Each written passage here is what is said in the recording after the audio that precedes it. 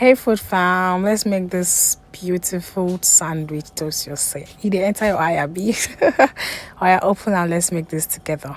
In a clean bowl, you're adding your carrot, you're adding your cabbage, you're adding any protein of your choice. I'm using chicken and beef for my own protein.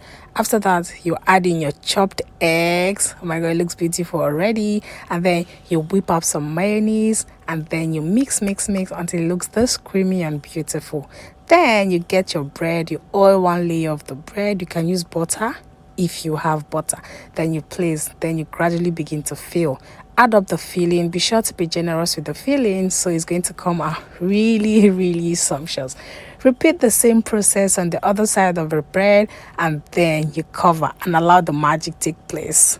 Toast until it is nice and golden brown, just as you can see in the video. Oh, isn't this beautiful? Our toasted bread is ready. Please let me know if you'll be trying this in this comment section. Please don't forget to subscribe, follow, comment. Thank you.